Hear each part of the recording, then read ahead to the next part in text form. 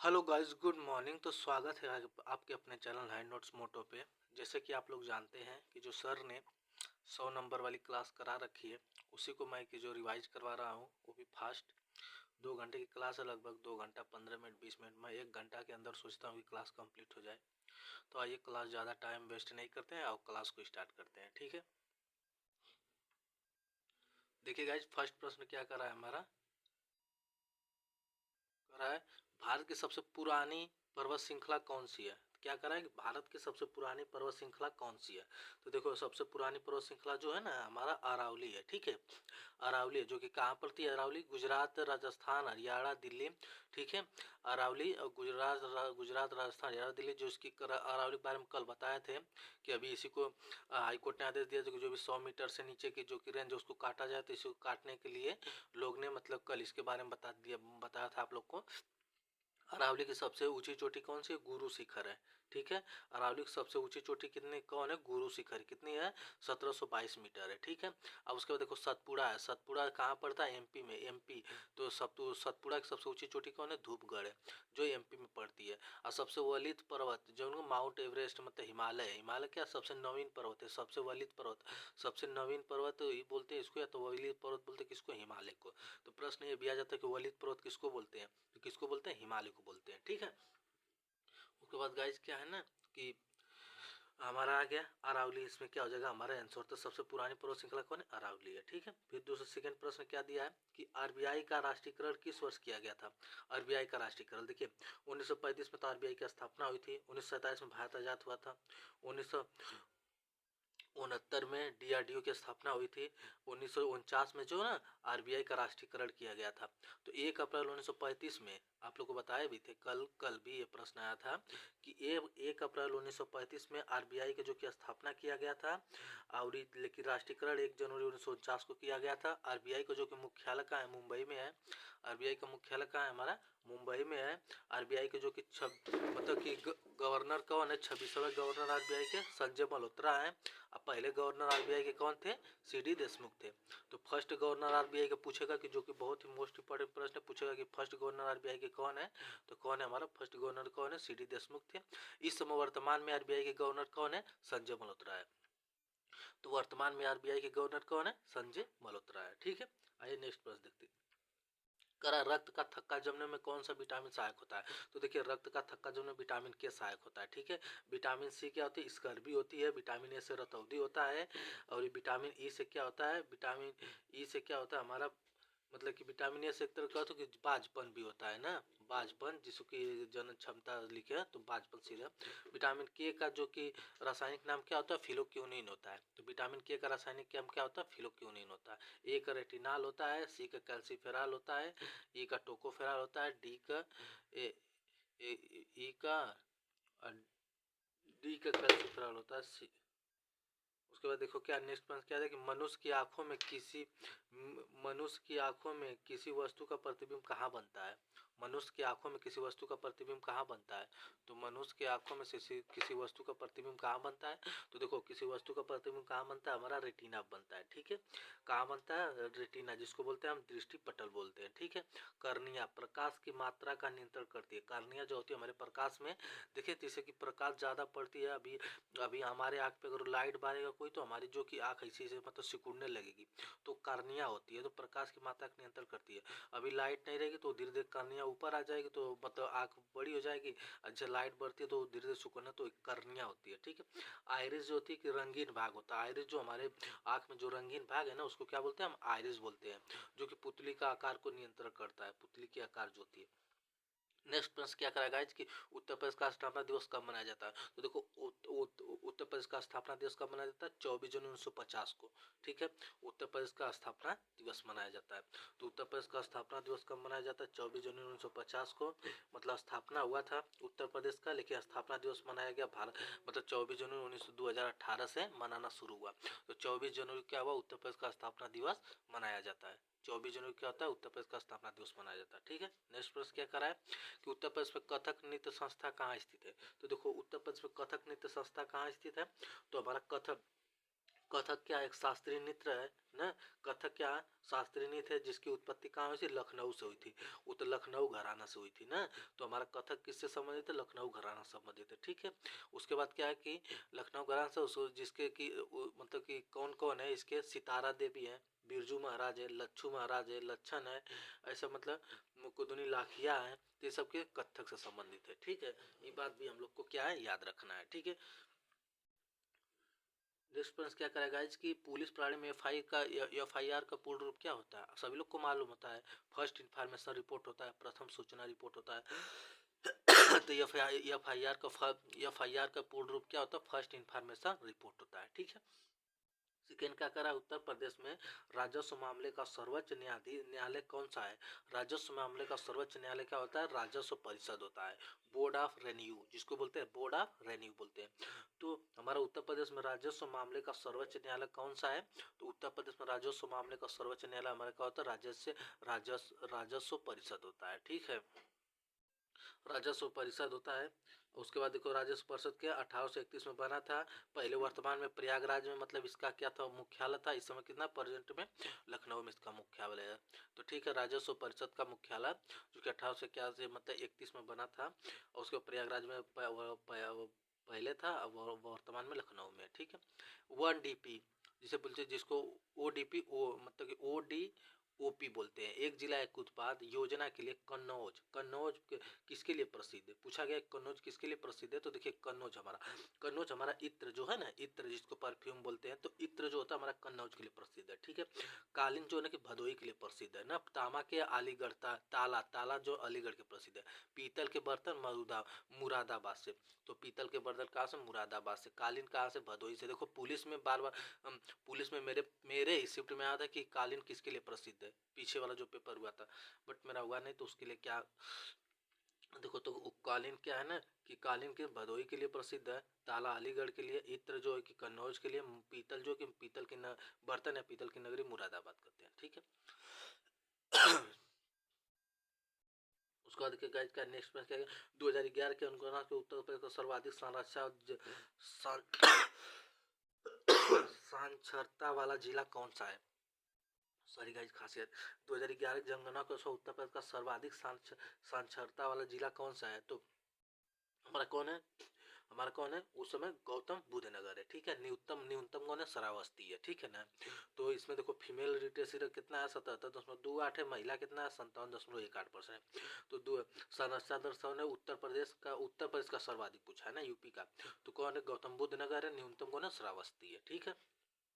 Next प्रश्न गाजी क्या करा कि पुलिस प्रणाली में बीट कांस्टेबल का मुख्य क्या क्या होता है। देखो बीट कांस्टेबल का मुख्य क्या क्या होता है ना, कार्यों में फाइलों देखना, अपने निर्धारित क्षेत्र में गश्त और निगरानी करना, ट्रैफिक चालन काटना, वीआईपी सिक्योरिटी। नहीं, तो इसका क्या होता है ना, देखो बीट बीट मतलब ऐसे देखो तो जैसे नहीं बीट मतलब सर जी ने तुमको बीट देंगे, पहले हम लोग पढ़े थे सीबीएसई बोर्ड में, कहते तुमको बीट देंगे मतलब तुमको पीट देंगे। तो तुमको पीट देंगे तो कैसे कोई पीटेगा, जब कोई मतलब कि ऐसे कोई तो अपने गश्त कोई चीज और निगरानी करता है तो हाथ में डंडा लिया रहता ना है। तो इस तरह हम याद करें कि बीट कांस्टेबल जो होते हैं वो गश्त और निगरानी करते समय हाथ में डंडा लेते हैं, मतलब पीटने का काम करते हैं। तो ऐसे इसको याद रखेंगे अपना कि बीट कांस्टेबल जो होता है कि अपने निर्धारित क्षेत्र में गश्त और निगरानी करना। ठीक है। नेक्स्ट क्या करा है कि राष्ट्रीय मानवाधिकार आयोग जिसको कि मतलब कि NHRC के अध्यक्ष और सदस्य का कार्यकाल कितना होता है। देखो पहले तो राष्ट्रीय मानवाधिकार आयोग की स्थापना 1993 में हुई थी। कहाँ हुई थी, दिल्ली में। अभी वर्तमान में अध्यक्ष कौन है इसके, वी रामा सुब्रमण्यम है। तो पूछेगा कि राष्ट्रीय मानवाधिकार आयोग के अध्यक्ष कौन है राष्ट्रीय मानवाधिकार आयोग के अध्यक्ष अध्यक्ष कौन है, वी रामा सुब्रमण्यम है। इसकी स्थापना 1993 में हुई थी। कहाँ हुई थी, दिल्ली में। उसके बाद इसके जो कि अध्यक्ष और सदस्यों का कार्यकाल कितना होता है, 3 वर्ष या 70 वर्ष की आयु तक। 3 वर्ष या 70 वर्ष की आयु तक। ठीक है। नेक्स्ट प्रश्न क्या कहा कि कंप्यूटर वायरस क्या है। कंप्यूटर वायरस क्या है, देखो कंप्यूटर वायरस का एक हार्डवेयर है, एक सॉफ्टवेयर प्रोग्राम है, एक बैक्टीरिया है, इनमें से कोई नहीं है। तो कंप्यूटर वायरस हमारा क्या है ना, एक सॉफ्टवेयर बैक्टीरिया है। क्या सॉफ्टवेयर बैक्टीरिया करें, सॉफ्टवेयर प्रोग्राम है हमारा। कंप्यूटर वायरस जो एक सॉफ्टवेयर प्रोग्राम है। कंप्यूटर वायरस क्या है कि हानिकारक सॉफ्टवेयर है ना, जो जो हानिकारक सॉफ्टवेयर को जो कि संक्रमित करता है ना, उसको हम माईवेयर कहते हैं। क्या कहते हैं, माईवेयर। तो कभी कभी ये भी पूछ लेता है कि माईवेयर क्या होता है। तो माईवेयर वो होता है जो कि हानिकारक सॉफ्टवेयर को मतलब मतलब कि संक्रमित करता है। ठीक है, तो ये हमें याद रखना है, कंप्यूटर वायरस का एक सॉफ्टवेयर प्रोग्राम है। ठीक है, उसके बाद नेक्स्ट क्या है कि भारत में अंतर्देशीय सुरक्षा की जिम्मेदारी मुख्य रूप से किस मंत्रालय की है?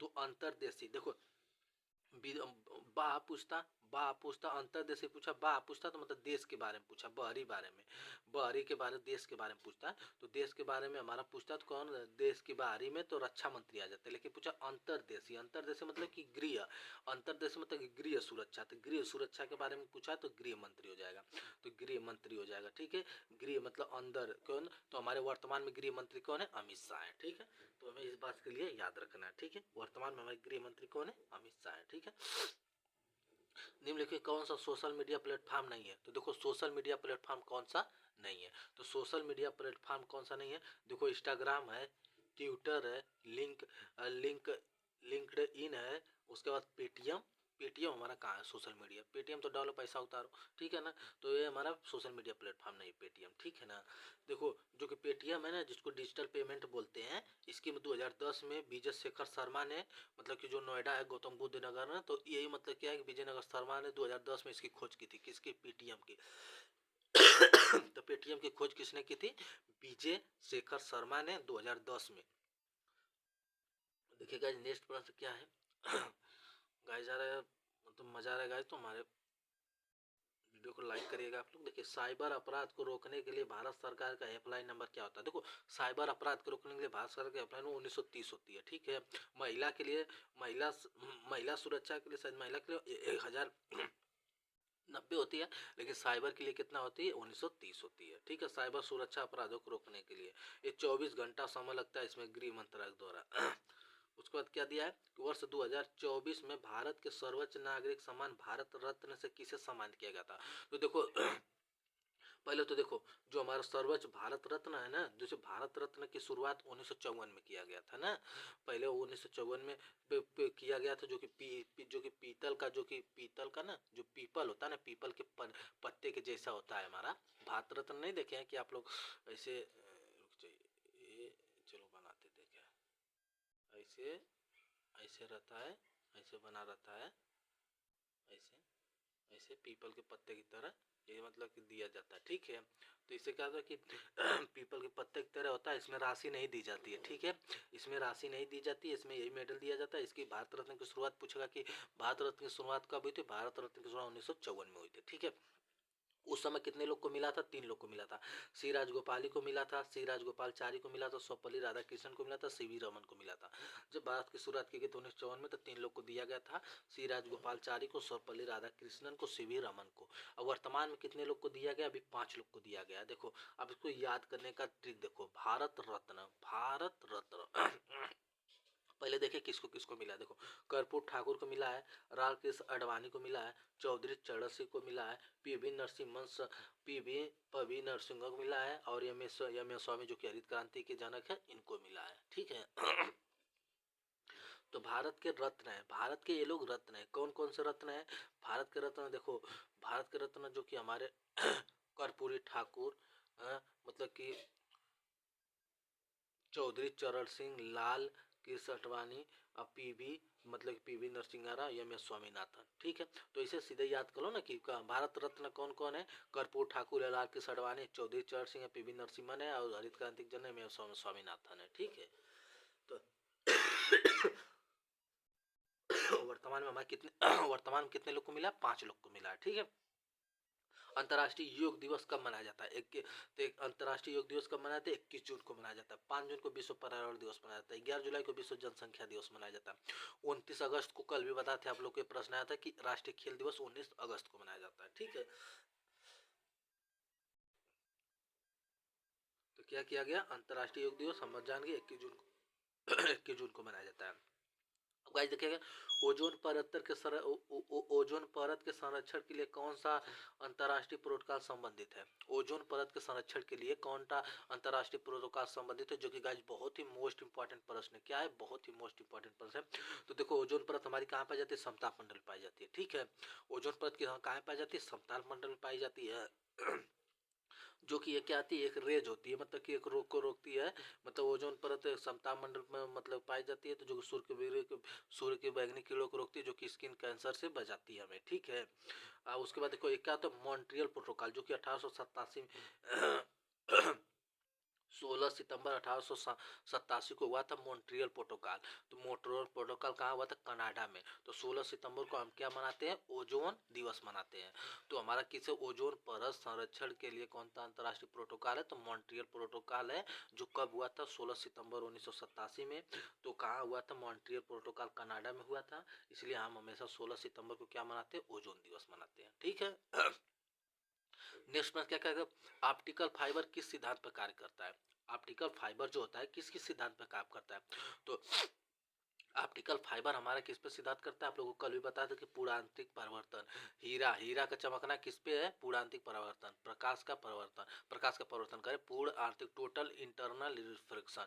तो पूर्ण आंतरिक परिवर्तन, हीरा का चमकना, ऑप्टिकल फाइबर, ये सब काम करता है, ठीक है। नेक्स्ट प्रश्न देखिएगा, निम्नलिखित किसको कोशिका का पावर आयुष कहते हैं। कल भी ये प्रश्न आया था, आज भी आ गया। कोशिका का आयुष किसको कहते हैं, माइटोकॉन्ड्रिया कहते हैं। लाइसोसोम को क्या कहते हैं, प्रोटीन की फैक्ट्री।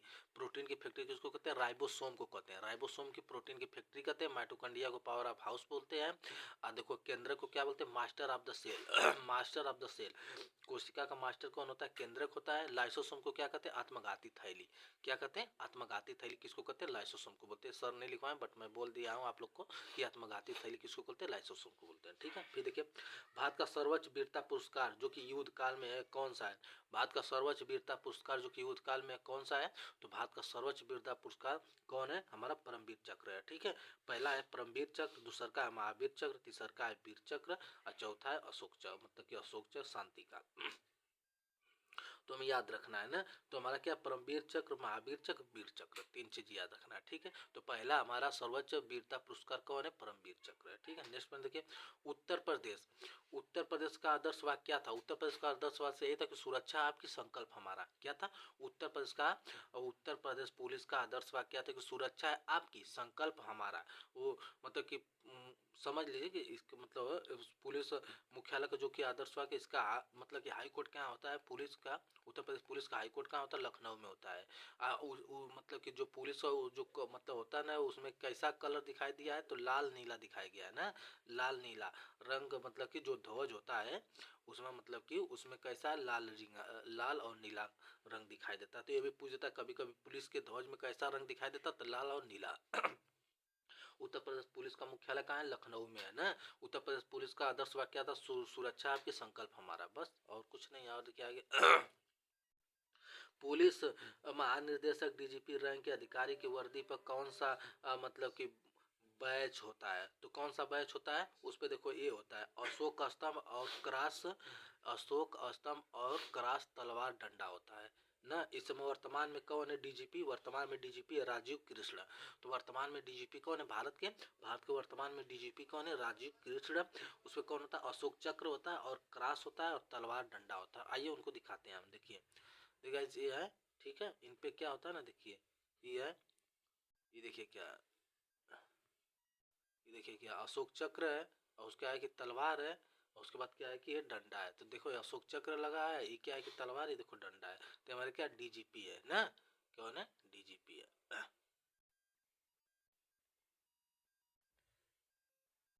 तो गाइस नेक्स्ट प्रश्न देखते हैं। ऊपर देखिए क्या कहा है, उत्तर प्रदेश का कौन सा जिला पीतल नगरी के नाम से जाता है। देखो पीतल नगरी, पीतल नदी से नाम से जाता है मुरादाबाद को। अलीगढ़ को जाना तालों के लिए, सहारनपुर नक्काशी के लिए, लकड़ी की नक्काशी के लिए, लकड़ी की नक्काशी के लिए किसको जाना जाता है, सहारनपुर को।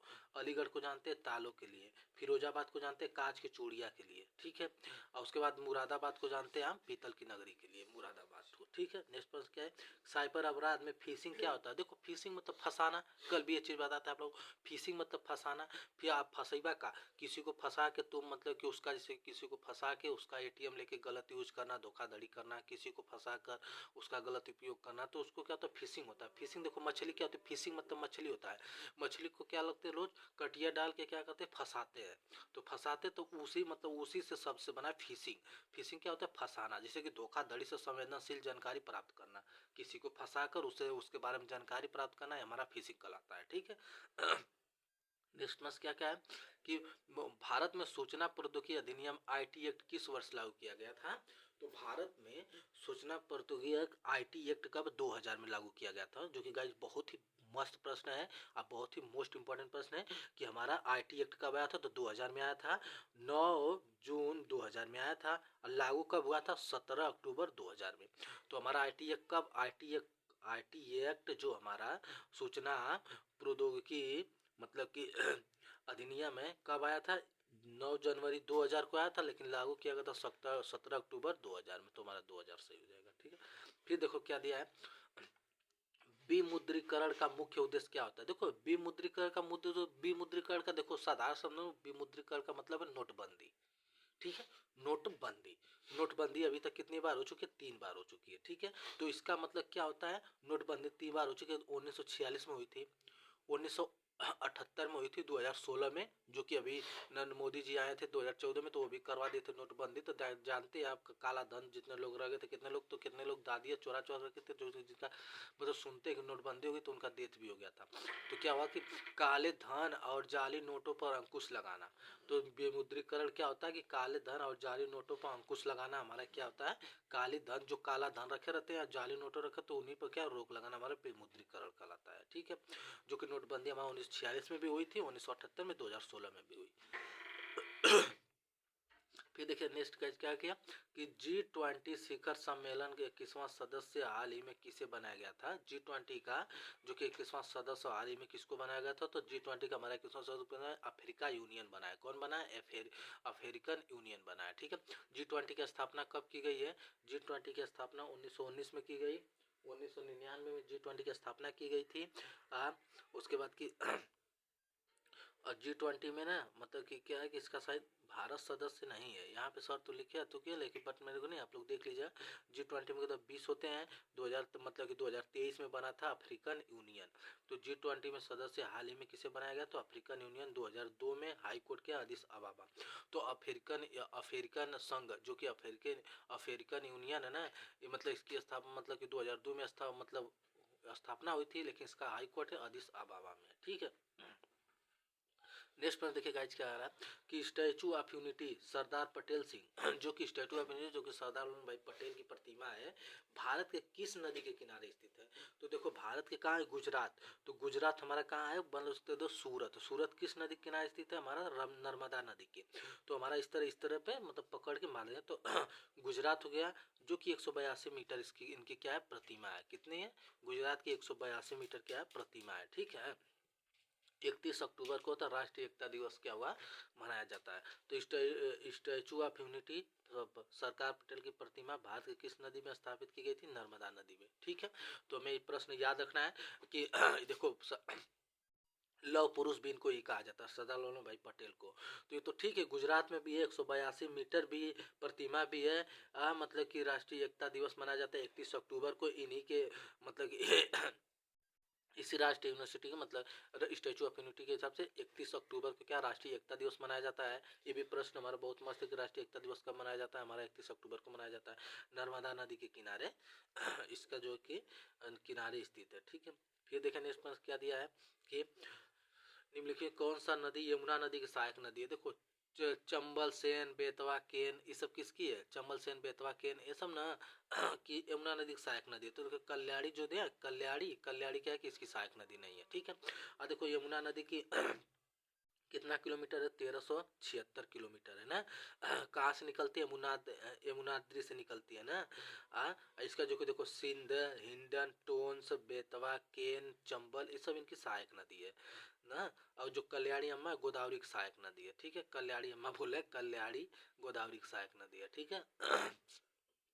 नेक्स्ट प्रश्न क्या दिया है कि सितंबर 2025 में किस लेखिका का पहला संस्करण मदर्स मेरी कम टू मी कोचिंग के लॉन्च किया गया था? कोचिंग लॉन्च किया गया था। तो मदर्स मेरी कम टू मी किसकी है? अरुंधति राय की है। अरुंधति राय को बुकर पुरस्कार मिला था 1997 में the guard of small things के लिए। तो ये भी याद रखना है कि 1997 में जो कि अरुंधति राय है ना, उनको क्या मिला था? बुकर पुरस्कार मिला था। किसके लिए? The guard of small things के लिए, ठीक है। नेक्स्ट प्रश्न क्या है कि 27वें आसियान शिखर सम्मेलन 2025 की अध्यक्षता किस देश ने की। तो एशियान एशियान ना एशियान जो कि भारत इसका सदस्य नहीं होता। एशियान की स्थापना 1906-7 में हुई थी। 1967 में आसियान का मुख्यालय कहाँ है? जकार्ता इंडोनेशिया में है। इसका स्थापना मतलब कि इसका अध्यक्षता किस देश ने ली थी? मलेशिया के कुआलालंपुर में। मलेशिया के कुआलालंपुर में। तो ठीक है, जो कि आसियान शिखर सम्मेलन 2025 की अध्यक्षता किस देश ने ली थी? मतलब कि जकार्ता इंडोनेशिया में इसका मुख्यालय। आसियान का भारत सदस्य नहीं। 1997 में इसकी स्थापना की गई थी मलेशिया कुआलालंपुर। फिर कहा है कि कौन सा राष्ट्रीय विश्व विकास संकेत प्रकाशित करता है? कौन सा संगठन विश्व विकास संकेतक प्रकाशित करता है?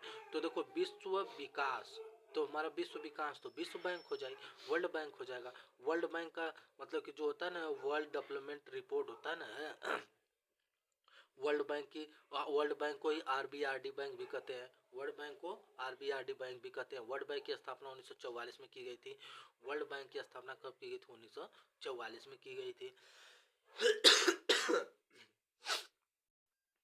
और उसके बाद देखो क्या है कि वर्ल्ड बैंक की मतलब कि जो कि कहाँ है, हाई कोर्ट कहाँ है? वाशिंगटन डीसी में। तो पूछ देता है विश्व बैंक या वर्ल्ड बैंक का जो कि हाई कोर्ट का वाशिंगटन डीसी में है। वर्ल्ड बैंक के वर्तमान में अध्यक्ष कौन है? अजय बंगा है। विश्व बैंक के वर्तमान में अध्यक्ष कौन है? अजय बंगा है।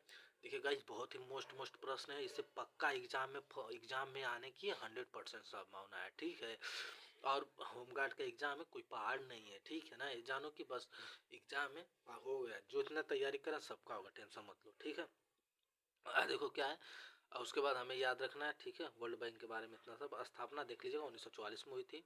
वाशिंगटन डीसी इसका मुख्यालय है। अजय बंगा वर्तमान में अध्यक्ष है। ठीक है। राष्ट्रीय मानवाधिकार पद राष्ट्रीय मानवाधिकार पहल का मुख्यालय कहाँ स्थित है? तो राष्ट्रीय मानवाधिकार पहल का मुख्यालय कहाँ? हमारा नई दिल्ली में है। राष्ट्रीय मानवाधिकार पहल की स्थापना 1908-7 में हुई थी। राष्ट्रमंडल देशों के बीच मानवाधिकार को बढ़ाना जो कहा है? नई दिल्ली में। ठीक है। देखो, ये भी बहुत ही मोस्ट इंपॉर्टेंट प्रश्न। इसका बार बार पूछता है कि DDoS का पूर्ण रूप क्या होता है? DDoS तो क्या होता है? Distributed denial of service. क्या होता है? Distributed denial of service. तो इसको हमें याद रखना है कि DDoS का क्या होता है? डिस्ट्रीब्यूटेड डेनियल ऑफ सर्विस होता है। ठीक है।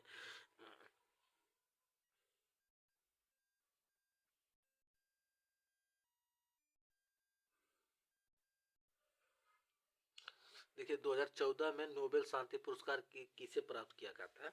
तो 2014 की बात किया है कि 2014 में भारत में नोबेल शांति पुरस्कार किसने प्राप्त किया था? तो 2014 में ना कैलाश सत्यार्थी। किसने प्राप्त किया था? कैलाश सत्यार्थी को प्राप्त किया गया था। ठीक है। मदर टेरेसा को भी प्राप्त किया गया था शांति के लिए 1979 में। ठीक है ना, कैलाश सत्यार्थी को 2014 में दिया गया था। उसके बाद अर्थशास्त्र के लिए अमर्त्य सेन के लिए 1998 में अमर्त्य सेन को दिया गया था शांति का नोबेल पुरस्कार। ठीक है, तो शांति को अमर्त्य सेन को 1998 में, अर्थशास्त्र के लिए कैलाश सत्यार्थी को भी 2014 में दिया गया था। 1906-7 में मदर टेरेसा को भी दिया गया था। गाइस के बहुत अंकटाक का पूर्ण रूप क्या होता है? ये बार बार प्रश्न पूछता है, यही पूछता है कि अंकटाक का पूर्ण रूप क्या होता है। यही प्रश्न बार बार आता है। तो अंकटाक का पूर्ण रूप क्या होता है? आइए देखते हैं। अंकटाक का पूर्ण रूप ये होता है ना, जिसको कि UNCTAD union national conference and trade and development. देखिए गाइज, हम पूरा नहीं रिवाइज करें, पूरा हर चीज नहीं बताएंगे, ऐसे आप लोग कंफ्यूज हो। मैं वही जो कि आंसर है उसको डायरेक्ट बोलूंगा, तो आप लोग सीधा उस पर आप लोग फोकस करेंगे ना। तो क्या क्या? United nation conference on trade and development, क्योंकि वैसे ही सर पूरा पढ़ा के बता रखे हैं, हमें बस रिवाइज करवाना है। ठीक है, और हम आप लोग को याद कराना है और खुद को भी तैयार होना है। ठीक है। अंकटाक का पूर्ण रूप क्या होता है? United nation conference on trade and development होता है। ठीक है। वर्ल्ड इन्वेस्टमेंट रिपोर्ट होता है ना। स्थापना अंकटाक की स्थापना कब की थी? 1964 में। 1964 में। ठीक है, स्थापना कब की गई थी? 1964 में। हाई कोर्ट कहाँ है? अंकटाक का हाई कोर्ट कहाँ है? स्विट्जरलैंड, जनेवा में। तो हमारा कहाँ है? जनेवा में, स्विट्जरलैंड में। ठीक है। तो उसके बाद क्या? मानवाधिकार में दोनों शामिल है। मानवाधिकार में कौन कौन से दो शामिल है? तो मानवाधिकार में कौन कौन से दो जो दो शामिल दोनों शामिल है ना, तो मानवाधिकार में दोनों शामिल है। कौन कौन से? अधिकार और दायित्व, राइट एंड ओब्लिगेशन। तो हमारा अधिकार और दायित्व यही दोनों क्या मानवाधिकार में क्या है कि शामिल है। एक होता है UDREH जिसकी घोषणा 10 दिसंबर 1948 में की गई थी, ठीक है।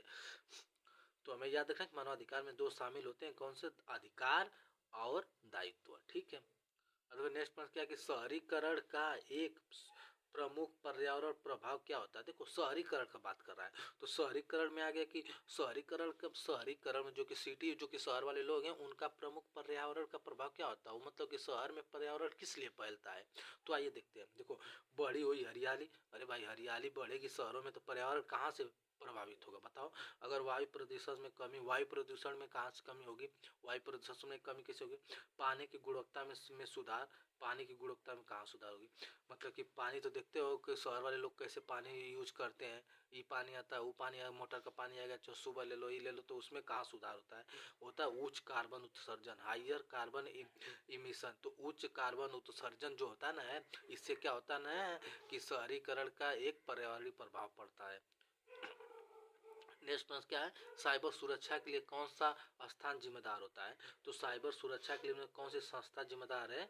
तो NIA जो कि होता है, NIA मतलब एक रॉ एजेंसी है, मतलब कि एक मतलब कि गुप्त एजेंसी है, जिससे रॉ भी है। DRDO का था 1969 में हुई थी।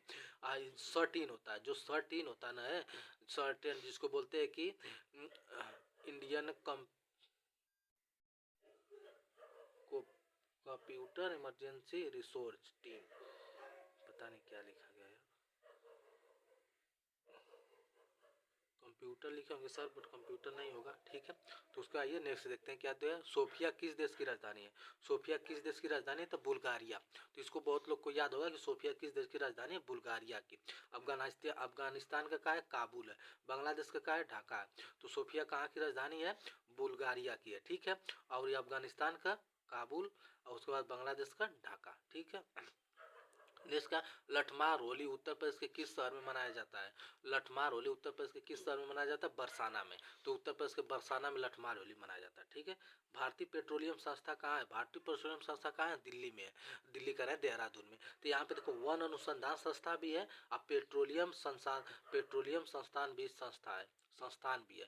तो वर्ल्ड अनुसंधान संस्था, पेट्रोलियम संस्थान दोनों कहाँ है, देहरादून में है। देहरादून उत्तराखंड, उत्तराखंड के देहरादून में, ठीक है। फिर दिया है कि CPBC नहीं, CPCB स्टैंड फॉर, पूछा है कि CPCB का फुल फॉर्म क्या होता है। तो CPCB का फुल फॉर्म क्या होता है, सेंट्रल पॉल्यूशन कंट्रोल बोर्ड।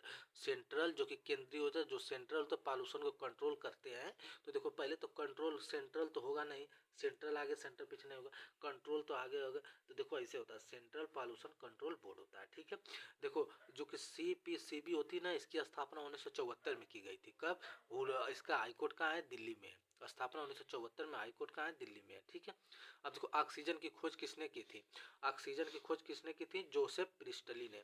तो ये भी बहुत ही मोस्ट इंपॉर्टेंट प्रश्न है। इसमें क्या है, ऑक्सीजन की खोज किसने की थी, 1974 में, जोसेफ प्रिस्टली ने, ठीक है ना। जोसेफ प्रिस्टले, जिसे इसे याद रख सकते हैं कि मतलब कि हमें क्या होता है कि मतलब कि हमें जीने के लिए ऑक्सीजन भी जरूरी है और पानी भी जरूरी है। तो ऑक्सीजन भी जरूरी है, पानी भी। तो इस तरह पानी से क्या होगा, पिस्टली हो जाएगा, ऑक्सीजन से हो गया ऑक्सीजन की खोज।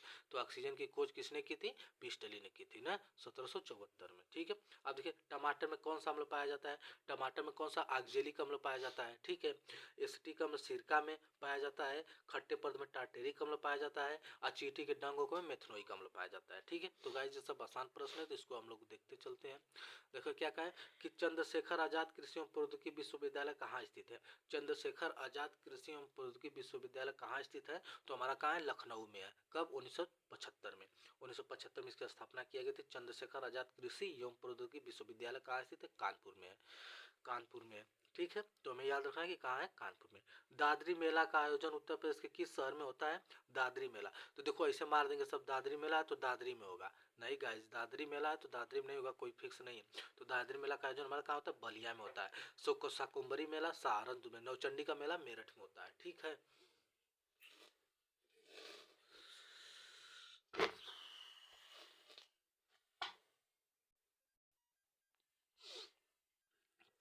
दादरी मेला का आयोजन उत्तर प्रदेश के किस शहर में होता है?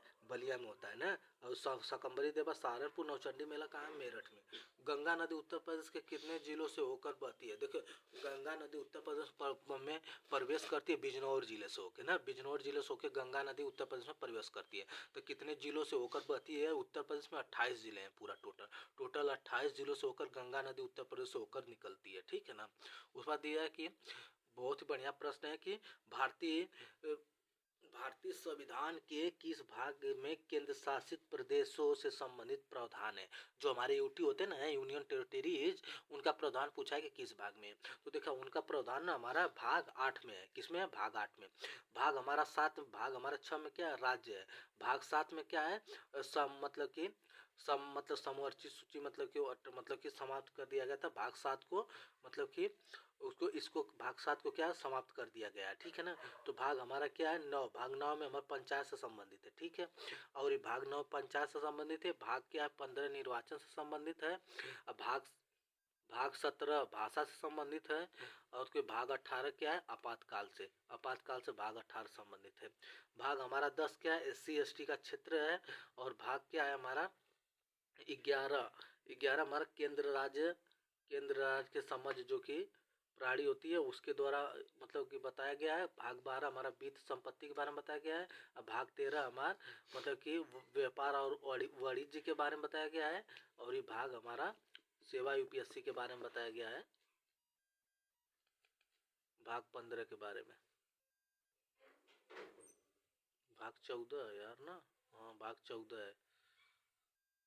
निम्नलिखित में से कौन सा विषय संघ सूची के अंतर्गत आता है ना? तो संघ सूची के बारे में गया। तो देखो हमें राज्य सूची के बारे में याद है कि राज्य सूची के अंतर्गत पुलिस आता है और सब आता है।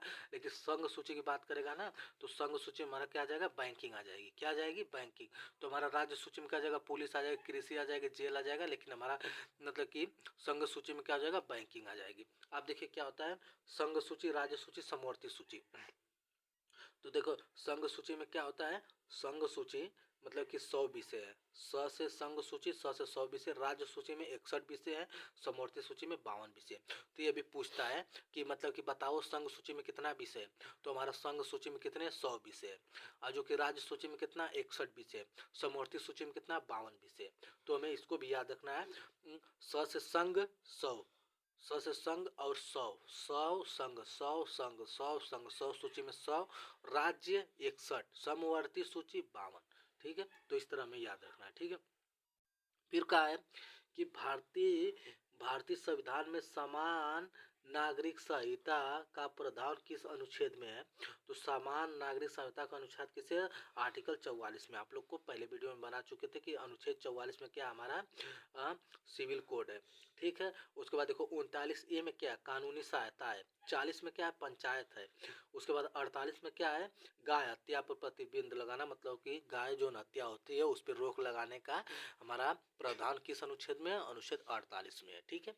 और 44 में हमारा तो बता दिए आप लोग को समान नगर संहिता है।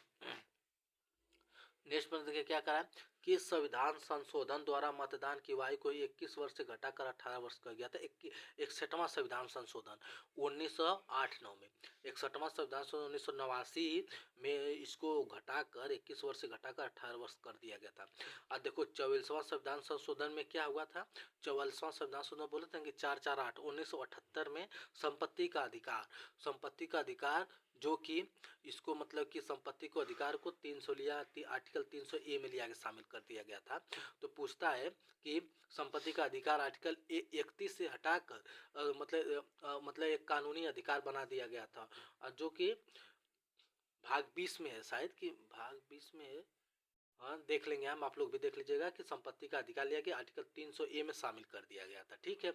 उसके बाद 42वां संविधान संशोधन को क्या होता है? लघु संविधान संशोधन कहते हैं। सबसे ज्यादा संशोधन 20 में हुआ है, ठीक है। और 73वां संविधान संशोधन मतलब कि 73वां संविधान संशोधन 12वीं अनुसूची जोड़ी गई थी, ठीक है। उसके बाद 129 विषय है, 29 विषय है पूरा पंचायती राज से संबंधित है। 73वां संविधान संशोधन किससे संबंधित? पंचायती राज से, ठीक है। फिर देखिए नेक्स्ट में भारत के उपराष्ट्रपति का पद मतलब कि उपराष्ट्रपति को पद से हटाने का प्रावधान सबसे पहले कहाँ पेश किया जाता है? तो भारत के उपराष्ट्रपति को पद से हटाने का प्रावधान सबसे पहले कहाँ पेश किया जाता है? तो सबसे पहले पेश किया जाता है राज्यसभा में। कहाँ? केवल राज्यसभा में ना। तो वर्तमान में उपराष्ट्रपति के सी.वी. राधाकृष्णन है। कौन है? सी.वी. राधाकृष्णन है। उपराष्ट्रपति का पद कहाँ से लिया गया है? अमेरिका से लिया गया है। ठीक है। पहले कौन थे? पहले उपराष्ट्रपति कौन थे? पहले भी सीपी थे। मतलब कि सर्वपल्ली राधाकृष्णन थे। इस समय सीपी राधाकृष्णन है। ठीक है। उसके बाद नेक्स्ट क्या है कि भारतीय संविधान के किस अनुच्छेद में यह प्रावधान है कि प्रधानमंत्री की नियुक्ति राष्ट्रपति करेगा? तो प्रधानमंत्री की नियुक्ति राष्ट्रपति करेगा, अनुच्छेद 75 में है ना। तो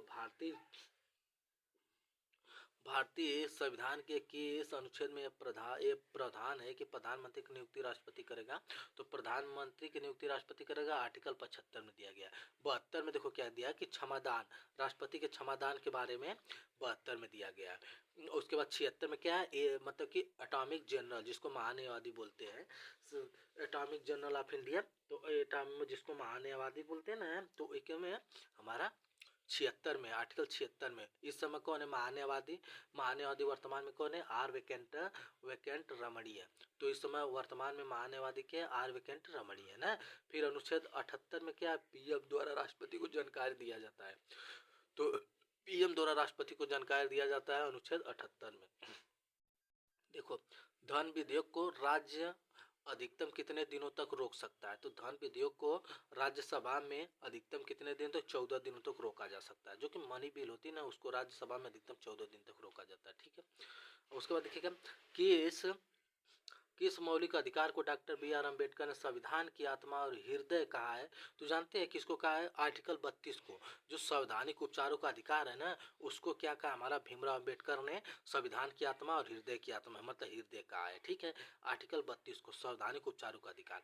अब देखो, धर्म की स्वतंत्रता का अधिकार कहाँ है? 25 से 28 तक है। समानता कहाँ? 14 से 18 तक है। समानता का अधिकार 14 से 18 तक है। स्वतंत्रता का अधिकार हमारा आर्टिकल 19 में दिया, प्रेस की स्वतंत्रता, घूमने की स्वतंत्रता, आजादी की स्वतंत्रता, सोने की स्वतंत्रता, मतलब कि कहीं भी जाने की स्वतंत्रता। तो हमारा किसमें है? आर्टिकल मतलब कि 19 में है। तो 19 से 22 तक हमारा किसमें है? स्वतंत्रता का अधिकार है। ठीक है। सुप्रीम कोर्ट द्वारा 5 प्रकार की रीट जारी की जाती है। आप लोग याद रखिए, सुप्रीम कोर्ट द्वारा कितने प्रकार की रीट जारी की जाती है? 5 प्रकार की। तो देखिए, होमगार्ड में ये भी प्रश्न पूछ सकता है कि बस आसान, हम जो पढ़ा उसके लिए आसान है, पूछ देगा कि सुप्रीम कोर्ट द्वारा कितने प्रकार की रीट जारी की जाती है? 1 2 3 4 5। तो कितने लोग 3 मार के आएंगे? 3, लेकिन 5 कौन से? बंदी प्रत्यक्षीकरण, परमादेश, प्रतिषेध, उत्प्रेक्षण, निषेधाज्ञा आज्ञा ना। ये 5 प्रकार की रीढ़ जो कि सुप्रीम कोर्ट द्वारा हमें क्या होती है? मतलब कि लागू की जाती है। नेक्स्ट प्रश्न क्या दिया गाइज कि भारत में राष्ट्रीय आपातकाल की घोषणा कब और कितनी बार की गई? तो देखो, राष्ट्रीय आपातकाल अभी तक 3 बार लगा है। कब लगा है? 3 बार। आप लोग को पहले भी बता चुका हूं, पहले वीडियो में। राष्ट्रीय आपातकाल हमारा कब लगा है? 3 बार लगा है। राष्ट्रीय आपातकाल लगता है 352 में, राष्ट्रपति शासन के अंदर 356 में, अब वित्तीय आपातकाल 360 में। तो हमारा राष्ट्रीय आपातकाल 352 में लगता है, राष्ट्रपति शासन 356 में, और 360 में क्या लगता है? वित्तीय आपातकाल। तो हमें क्या हो गया? राष्ट्रपति आपातकाल तो हमारा 3 बार लगा। कब लगा? 1962 में, 1971 में, 1962 में कि 1961 होगा? 1962 लिखा है सर। चलिए ठीक है, देख लें। 1962 ही होगा। 1962, 1971, 1975 में ना। तो सबसे ज्यादा लगा 1975 में ना। तो देखो, जब 1962 में लगा था ना, तो उस समय प्रधानमंत्री थे पंडित जवाहरलाल नेहरू। जब 1962 में हमारा आपातकाल लगेगा तो पूछ देगा प्रश्न इसमें से। गाइस देखो, एक प्रश्न तो पक्का है, 1 2 प्रश्न पक्का, कहीं नहीं जाने वाला है। ठीक है। तो इसमें पूछ देगा कि जब हमारा 1962 में जबकि पहला आपातकाल लगा था, तो उसमें प्रधानमंत्री कौन थे? तो पंडित जवाहरलाल नेहरू थे। राष्ट्रपति कौन थे? राधा कृष्णन थे। फिर 1971 में लगा, तो उस समय प्रधानमंत्री हमारे कौन थे? इंदिरा गांधी थी। फिर राष्ट्रपति कौन थी? वीवी गिरी थे। फिर लगा, तो फिर उस समय 75 में लगा, 1975 में, तो फिर हमारी इंदिरा गांधी थी। लेकिन राष्ट्रपति कौन थे? डॉक्टर फरुखानुद्दीन अली अहमद थे। सबसे ज्यादा 1975 में इंदिरा गांधी के समय लगा है। ठीक है। राष्ट्रीय आपातकाल 3 बार लगा है। ठीक है। आर्टिकल 352 में आता है। ठीक है। देखिए नेक्स्ट क्या करा है कि भारतीय संविधान के किस अनुच्छेद में दल बदल विरोध कानून से संबंधित है। देखो दल बदल 92वां संविधान संशोधन 1985 में आप लोग को बता चुके थे। दल बदल आता है मतलब कि 10वीं अनुसूची में आता है। ये भी बता दें कि दल बदल 52वां संविधान संशोधन 1985 में दल बदल होता है। उसके बाद देखिए क्या उसके बाद नेक्स्ट 8वीं में क्या है भाषा है, जो कि वर्तमान में क्या है कि 22 भाषा है, मूल भाषा 14 थी, सिंधी 15वीं भाषा जोड़ी गई थी। फिर 15वीं, फिर 16, 17, 18 नमक जोड़ी गई थी, और फिर 19, 20, 21, 22 मतलब कि बोडो डोगरी मैथिली संथाली 5 भाषा जोड़ी गई थी। ठीक है, तो इस तरह आप लोग 22 भाषा हो गई थी। फिर देखो 7वीं में क्या है, 7वीं अनुसूची में क्या है, 7वीं में शक्ति है, किसकी है, संघ शक्ति राज्य सूची समवर्ती सूची। तो संघ में आप लोग को कितना बताया था, संघ में आता है संघ संघ 7 तो संघ में 100 हो गया, राज्य में 61 हो गया, समवर्ती सूची में 52 हो गया। संघ सूची में कितना विषय है, 100 विषय है। आप लोग को बताया था संघ सूची में तो 7 संघ 100 संघ सूची 100 तो संघ सूची 100 में कितना 100 विषय हो जाएगा, राज्य सूची में 61 विषय हो जाएगा, समवर्ती सूची में 52 विषय हो जाएगा। और देखो नवीं अनुसूची किससे संबंधित है, भूमि सुधार से संबंधित है। भूमि सुधार जो कि पहला संविधान संशोधन 1951 में हुआ था, भूमि सुधार, तो नवीं अनुसूची जोड़ी गई थी।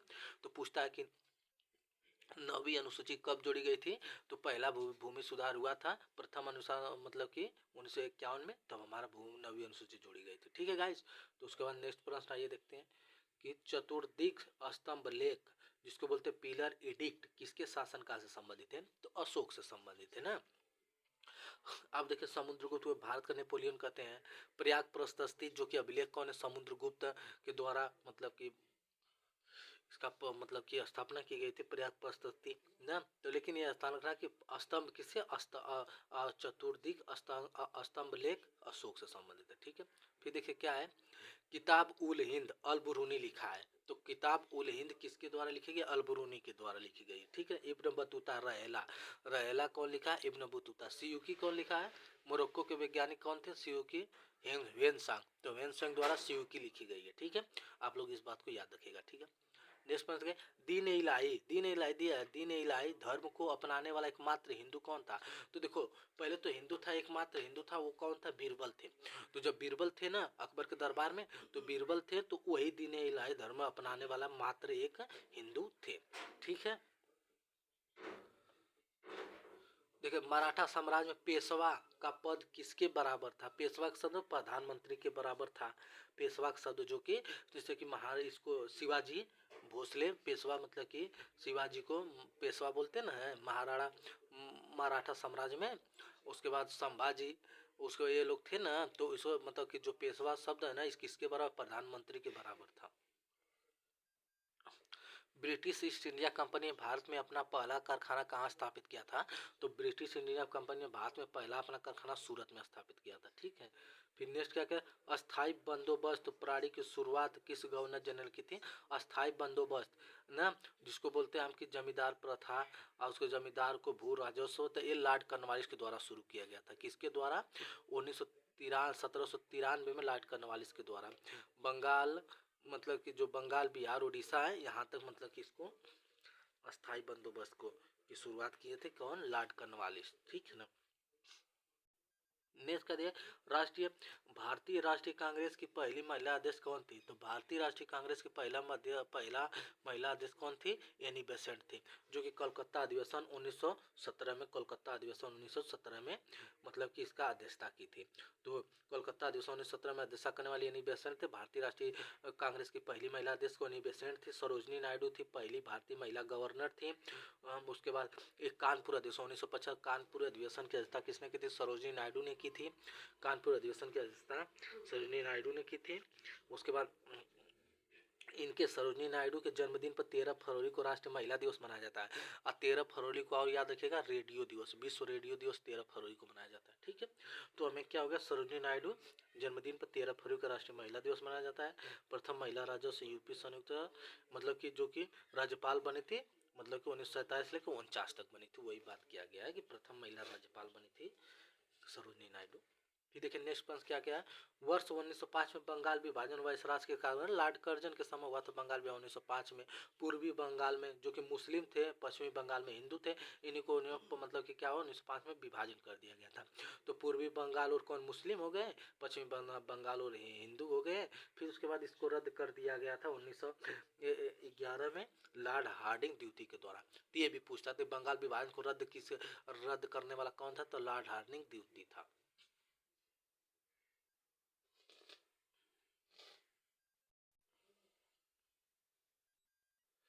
तो कौन था गाइस कि हमारा जो कि बंगाल विभाजन को रद्द करने वाला कौन था, लॉर्ड हार्डिंग ड्यूटी था। ठीक है ना। बंगाल विभाजन शासन का 1905 में लॉर्ड कर्जन का समय हुआ था ना। ठीक। वेदों की ओर लौटो, वेदों की ओर लौटो का नारा किसने दिया था, तो स्वामी दयानंद सरस्वती ने दिया था। तो देखो वेदों की ओर लौटो स्वामी दयानंद सरस्वती ने दिया था। स्वामी दयानंद ने 1875 में आर्य समाज की स्थापना की थी। सत्यार्थ प्रकाश किसके, स्वामी दयानंद सरस्वती की। तो स्वामी दयानंद सरस्वती सत्यार्थ प्रकाश है। 1875 में आर्य समाज की स्थापना की थी कौन, स्वामी दयानंद सरस्वती ने। स्वामी विवेकानंद ने 1893 में शिकागो धर्म सम्मेलन में भाग लिया था। मतलब कि फिर रामकृष्ण मिशन की स्थापना 1800 से मतलब कि 1897 में किया था। फिर उसके बाद क्या कि राजा राम मोहन राय 1815 में आत्मीय समाज की स्थापना किसने की थी, राजा राम मोहन राय। ब्रह्म समाज की स्थापना 1828 में राजा राम मोहन राय। तो ये भाई यहाँ से भी एक प्रश्न बनने की पूरी संभावना है। तो आइए एक बार और इसको रिवाइज करते हैं, क्योंकि हमें जो चीज़ अच्छा लगता है हमें उसको बार बार पढ़ना चाहिए, पढ़ना भी चाहिए, ऊपर से याद मतलब जहाँ से प्रश्न बनने की ज़्यादा संभावना उसको बार बार देखना चाहिए। वेदों की ओर लौटो स्वामी दयानंद सरस्वती। 1875 में आर्य समाज की स्थापना स्वामी दयानंद सरस्वती। सत्यार्थ प्रकाश स्वामी दयानंद सरस्वती। फिर आइए स्वामी विवेकानंद। स्वामी विवेकानंद जो कि 1893 में शिकागो सम्मेलन में भाग लिए थे, मतलब शिकागो सम्मेलन में भाग लिए थे कौन, 1893 में स्वामी विवेकानंद। रामकृष्ण मिशन की स्थापना स्वामी विवेकानंद। राजा राम मोहन राय, तो ये 1815 में आत्मीय समाज की स्थापना राजा राम मोहन राय। 1828 में ब्रह्म समाज की स्थापना राजा राम मोहन राय द्वारा की गई थी। ठीक है। अभी बार बार प्रश्न आएगा, अभी आगे भी बहुत सेट करवाएंगे, तो सब लड़ता रहेगा, सब आता रहेगा। ठीक है। भारतीय स्वतंत्रता संग्राम के दौरान काकोरी षड्यंत्र किस वर्ष हुआ था, तो और 1925 में हुआ था। 9 अगस्त 1925 को काकोरी षड्यंत्र हुआ था, 9 अगस्त 1925 को। ठीक है। अब गाइस देखिए, पृथ्वी की वह सतह, पृथ्वी कहाँ गया यार, पृथ्वी की सतह का वह भाग जो अपनी रासायनिक संरचना में सिलिकॉन और एल्यूमिनियम से बना होता है। तो कौन, सियाल, सियाल होता है ना, देखो सियाल, इसको सियाल सिलिकॉन और एल्यूमिनियम को मिलाओ तो सियाल हो गया ना, तो सियाल से बना रहता है। देखो ये ऊपर वाला भाग जो होता है ना हमारे पृथ्वी का ऊपर वाला, इसको सियाल बोलते हैं। जो बीच वाला भाग बोलते हैं उसको सीमा बोलते हैं। जो नीचे वाला भाग होता है उसको नीफे बोलते हैं ना। तो पृथ्वी का ऊपरी भाग सियाल कहलाता है, बीच वाला भाग सीमा कहलाता है। जो बीच वाला भाग सीमा होता है हमेशा जानते हैं आप लोग, नीचे वाला भाग को नीफे कहते हैं। ठीक है। तो यही दिया है कि जो सीमा होता है ना वो मेंटल होता है। जो सीमा होती है हमारी मेंटल, मतलब कि जो बीच वाला भाग सीमा होता है जो कि सिलिकॉन और मैग्नीशियम की बनी होती है। और नीफे क्या होता है कि जो कि निकिल होता है, निकिल और लोहा का बनी होते हैं। जो कि कोड होता है, निचला वाला भाग होता है, उसके बारे में बताया गया। ठीक है। नेक्स्ट क्या क्या है कि निम्नलिखित में से कौन सी गैस पृथ्वी पर ग्रीन हाउस प्रभाव के लिए प्रमुख रूप से जिम्मेदार है। तो ग्रीन हाउस प्रभाव के लिए कौन सी होती है, कार्बन डाइऑक्साइड। तो ये भी बढ़िया प्रश्न है गाइस, जब आता है टेस्ट में तो दिमाग भी नहीं काम करता कौन सा हमारे कौन सा है, लेकिन हमें याद रखना है कि कौन सी गैस ग्रीन हाउस प्रभाव के लिए जिम्मेदार है। तो ग्रीन हाउस प्रभाव के लिए हमारी कौन सी गैस जिम्मेदार है, हमारा कार्बन डाइऑक्साइड। ठीक है ना। उसके बाद यह है कि भारत का सबसे दक्षिणतम बिंदु कौन सा है। तो भारत का सबसे दक्षिणतम बिंदु, पूर्व पश्चिम उत्तर दक्षिण, सबसे दक्षिणतम बिंदु का हमारा इंदिरा पॉइंट है, इंदिरा पॉइंट है।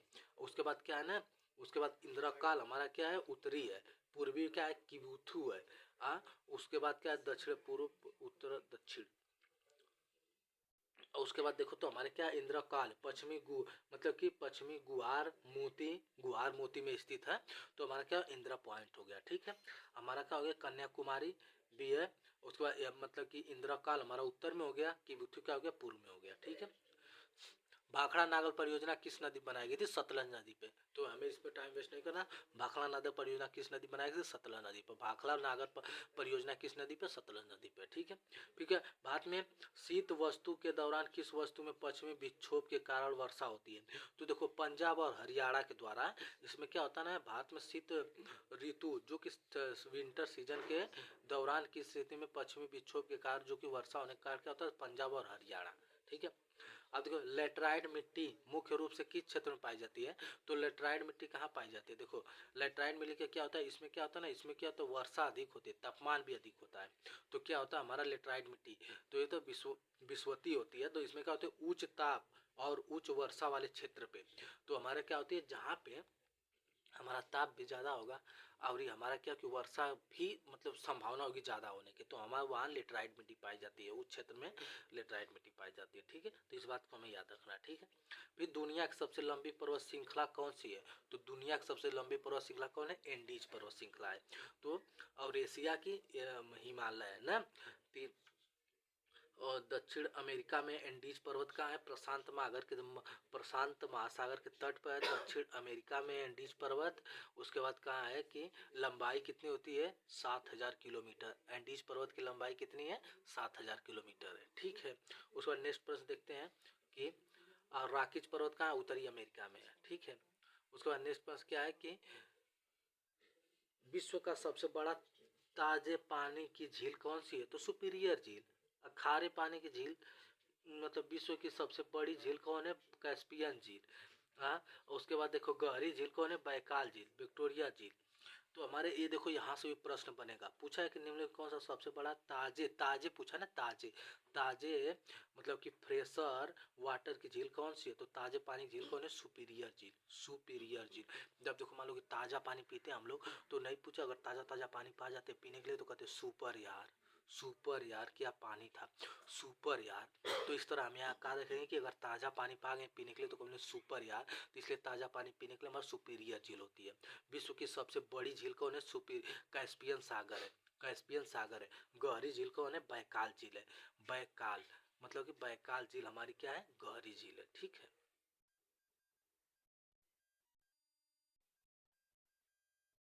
दक्कन का पठार किस प्रकार के पठार से बना होता है, तो दक्कन का पठार ना किस प्रकार की चट्टान से बना होता है हमारा, तो दक्कन का पठार जो होता है हमारा अवसादी चट्टान से नहीं बना होता, कांतिक चट्टान से नहीं बना होता, चूना पत्थर से नहीं बना, आग्नेय चट्टान से बना होता है। किससे बना होता है, आग्नेय चट्टान से बना होता है। तो हमारा क्या हो जाए, दक्कन का पठार मतलब किस प्रकार की चट्टान से बना होता है, आग्नेय चट्टान से बना होता है। ठीक है, फिर देखो जब अंतर्राष्ट्रीय तिथि रेखा को पार करते हुए कोई व्यक्ति पूर्व की ओर यात्रा करता है तो क्या होता है, देखो जब अंतर्राष्ट्रीय जब अंतर्राष्ट्रीय तिथि रेखा को पार करेगा, ये भी देखो गाइस बढ़िया प्रश्न है, को पार करेगा तो कोई व्यक्ति तो पूर्व की ओर यात्रा करता है तो उसको क्या होता है, उसे एक दिन का नुकसान हो जाता है, क्या होता है, एक दिन का नुकसान हो जाता है। ठीक है, फिर देखिए नेक्स्ट क्या दिया है कि निम्नलिखित में से कौन सा क्षेत्र भारतीय अर्थव्यवस्था में सबसे अधिक योगदान देता है, तो भारतीय अर्थव्यवस्था में सबसे अधिक योगदान देने वाला हमारा तृतीय क्षेत्र है, कौन है, तृतीय क्षेत्र है। और सबसे ज्यादा योगदान हमें कहाँ मिलती है, सबसे ज्यादा हमें होती है कृषि के क्षेत्र में होती है। तो हमारा क्या था, यहाँ से प्रश्न पूछा है कि कौन सा क्षेत्र जो होता है हमारा भारतीय अर्थव्यवस्था में सबसे अधिक योगदान देता है, सबसे अधिक योगदान देता है हमारा टर्टियरी सेक्टर, तृतीय सेक्टर होता है जो कि सेवाएं में होता है, सर्विस में होता है। अब देखो प्राथमिक क्षेत्र में क्या होता है, कृषि होती है, द्वितीय में क्या होता है, उद्योग होता है। तो हमारा इसे देख लेंगे, इसका कितना होता है 93% होता है, और दूसर का पे द्वितीय क्षेत्र 29%, फिर लगभग कृषि 18%, ये सब योगदान देते हैं। ठीक है, फिर क्या कि मुद्रा का अवमूल्य का क्या अर्थ है, मुद्रा का अवमूल्य, मुद्रा का अवमूल्यन होना, मुद्रा का अवमूल्यन होता डिवोल्यूशन ऑफ करेंसी। तो मुद्रा का अवमूल्यन होना क्या होता है हमारा, घरेलू मुद्रा के मूल्य को विदेशी मुद्रा के मुकाबले कम करना। क्या होता है, घरेलू मुद्रा के मूल्य को विदेशी मुद्रा के मुकाबले कम करना। क्या होता है, घरेलू मुद्रा के मूल्य को विदेशी मुद्रा के मुकाबले कम करना हमारे क्या होता है, मुद्रा का अवलोकन होता है। ठीक है, फिर नेक्स्ट क्या दिया है कि पहला मानव विकास सूचकांक जिसको बोलते हैं human index, human development index, किस वर्ष जारी किया गया था, तो यूएनडीपी की सहायता से जारी किया गया था। यूएनडीपी के 1990 में ह्यूमन डेवलपमेंट इंडेक्स पहला मानव विकास सूचकांक का 1990 में। उसके बाद 2025 में एचडीआई भारत का स्थान जो कि 130वां स्थान है, ह्यूमन डेवलपमेंट स्थान में। मतलब यही पूछा है कि भारत मानव विश्व विकास सूचकांक में भारत का चौथा स्थान 130वां है, अभी टेस्ट में भी आया था तो यही मारे थे लोग, जिसको याद हो तो मारेगा ही। तो मानव विकास में भारत का स्थान कौन है? तीसरा है। इसको कब लिया था? HDI को, ह्यूमन डेवलपमेंट इंडेक्स को 1990 में मतलब वर्ष में जारी किया गया था।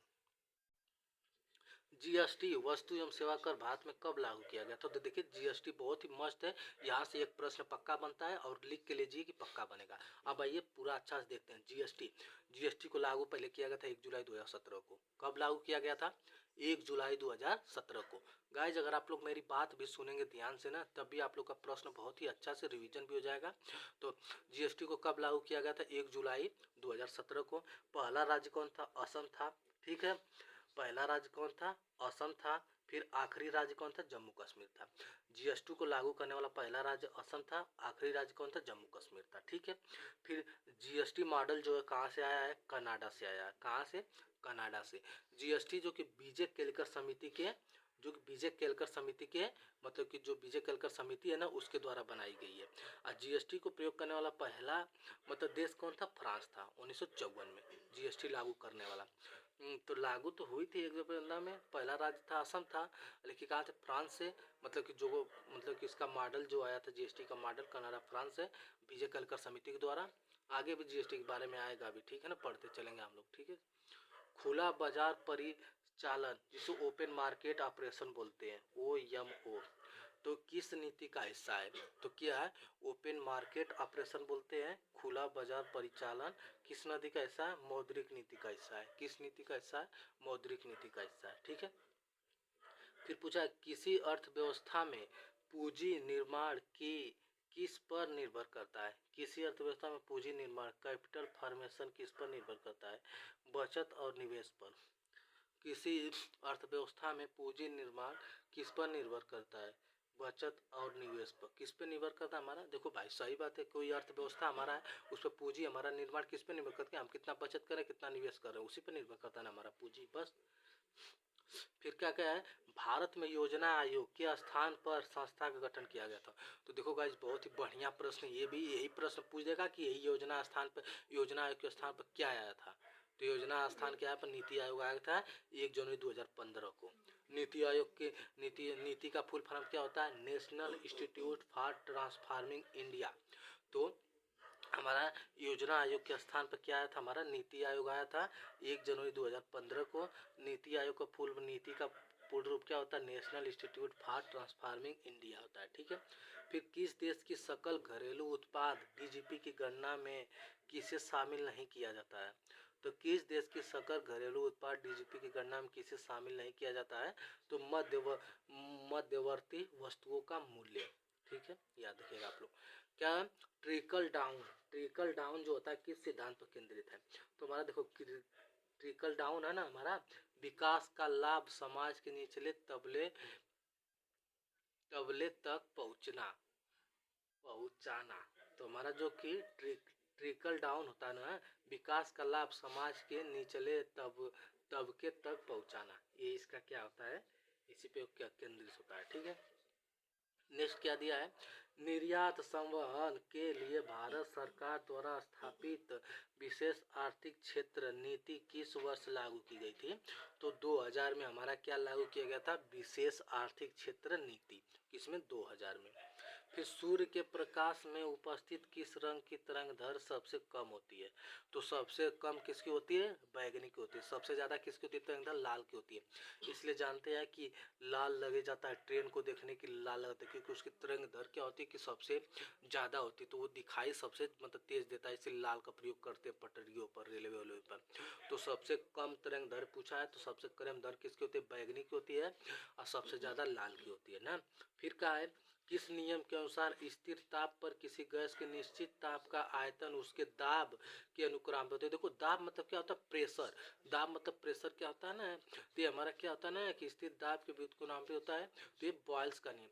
देखो गाइस ताप ऊपर रहता है तो अच्छा ताप दिया है, स्थिर ताप पर किसी गैस के नहीं, ताप दिया टेम्परेचर। तो जब हम किसी को टेम्परेचर करेंगे ना तो क्या होगा? हमारा बॉयल टेम्परेचर ताप पे करेंगे तो हम बॉयल करेंगे ना, तो बॉयल करेंगे, पानी को बॉयल करते हैं तो उबलता है, तो उसी तरह बॉयल का नियम होता है। तो यहाँ पे बॉयल का नियम हो जाएगा। यहाँ पे देखो, यहाँ पे ताप को जना करके प्रेशर रहता है ना, तो यहाँ पे चार्ल्स मतलब दबाते हैं तो चार्ल्स का नियम हो जाता है। ठीक है, तो यहाँ पे हो जाएगा हमारा बॉयल्स का नियम हो जाएगा। देखो फिर कार्बन का सबसे कठोर अपरूप कौन होता है? कार्बन का सबसे कठोर अपरूप क्या होता है? हीरा होता है, ठीक है। फिर शुष्क बर्फ ड्राई आइस किसका ठोस रूप है? तो शुष्क बर्फ जो ड्राई आइस है किसका ठोस रूप है? कार्बन डाइऑक्साइड का है, ठीक है। किसका? कार्बन डाइऑक्साइड का। फिर देखो कोशिका निम्नलिखित किस में पाई जाती है? देखो पादप कोशिका किस में पाई जाती है? हमारा देखो सेल वाल की बात क्या है, सेल मेम्ब्रेन, कोशिका झिल्ली की नहीं बात किया, कोशिका झिल्ली हमारा देखो पादप में भी पाई जाती है और उसके बाद मनुष्य में भी पाई जाती है ना, और तो यहाँ जंतुओं में भी पाई जाती है। तो यहाँ पे लेकिन कोशिका भित्ति की बात किया, सेल वाल का बात किया, तो सेल वाल हमारा किसमें पाया जाता है? पादप कोशिका में पाया जाता है, प्लांट सेल में, ठीक है। यही प्रश्न भी बार बार आता है कि कोशिका झिल्ली नहीं कर सकता, कोशिका भित्ति पूछेगा तो ये में पौधे में पाया जाता है, ठीक है। फिर कहा है कि मानव शरीर का वह अंग जो रक्त को शुद्ध करता है और अपशिष्ट पदार्थों को हटाता है। तो देखो हमारी किडनी जो होती है ना, हमारे रक्त को क्या करती है? शुद्ध करती है। हमारी किडनी जो रक्त को शुद्ध करती है और अपशिष्ट पदार्थों को क्या करती है? उत्सर्जित करके बाहर निकाल देती है, ठीक। फिर टिटनेस रोग किस जीवाणु के कारण होता है? देखो टिटनेस रोग ना टिटेनिक के कारण होगा।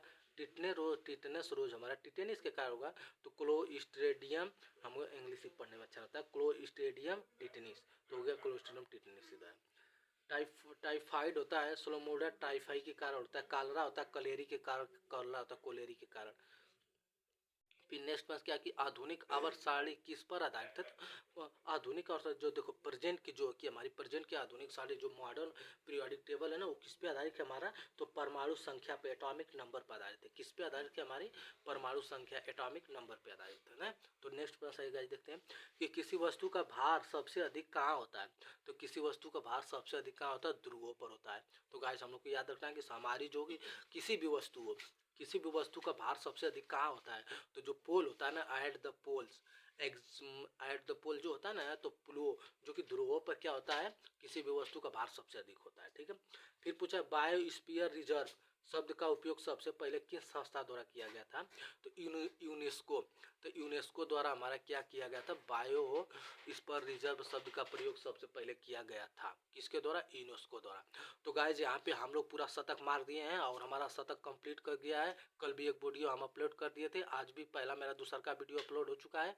और आज यहाँ पे हम 100 प्रश्न जो कि 1 घंटा 6-7 मिनट में कर लिए, और यहीं पे हम अपने क्लास को विराम देते हैं। और ऐसे ही गाइज धीरे धीरे हम पूरे जितने भी क्लास सर कराए हैं, 50 से 52 क्लास जितने भी सर कराएंगे, हम पूरे क्लास कराएंगे एग्जाम से पहले तक।